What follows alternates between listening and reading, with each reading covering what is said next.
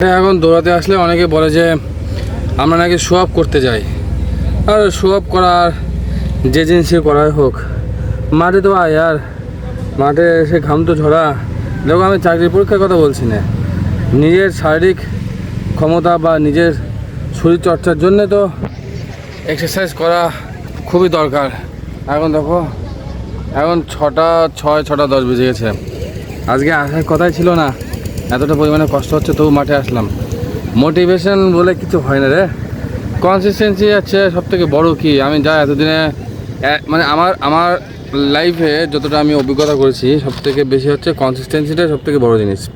এখানে মাঠে এসে অনেকে যাদের নম্বর আছে 62, 65, 50, 55, যারা মানে প্রচুর পরিমাণে পরীক্ষায় পাস করেছে, আমার তাদের নিয়ে কোনো মাথা ব্যথা নেই। তাদের নিয়ে আমার কোনো মাথা ব্যথা নেই। হার্দিক পান্ডিয়ার মতন যদি হতে পারো তবে এই জীবনে বেঁচে থাকবা, আদারওয়াইজ তোমাকে লাথি মেরে এরা তাই দেওয়ার জন্য ব্যস্ত আছে। তো আমি এসে আজকে মাঠে এসে মানে ওই 4 পাক থেকে 3 পাক দিতে গেলে কষ্ট হয়ে যাচ্ছিলো এত পরিমাণে, ভাবছিলাম যে কি ছেড়ে দেয়, কিন্তু ওই যে কনসিস্টেন্সিটা বড় ব্যাপার, ওটাতেই আটকে থাকতে হবে।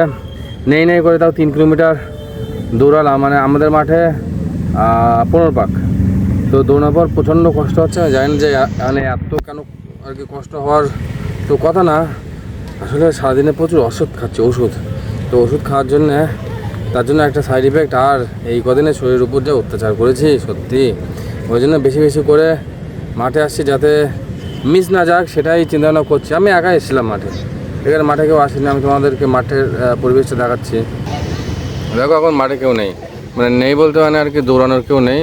এখানে সবাই বসে আছে, ফ্যামিলির সময় তো অনেকে আড্ডায় আর কি মারছে। চলছে আমাদের ওখানে মন্দির, পুজো হবে সন্ধ্যেবেলা, যেমন পুজোটা হয়। তো আমি বলছি যে প্লিজ यार মাঠে আয়, মাঠ মিস করিস না, যেভাবে হোক মাঠে আয়, নিজের শরীরচর্চাটা ঠিকভাবে কর। দেখ ঘাম দেখ, এমনি হয় না यार। চলো টাটা।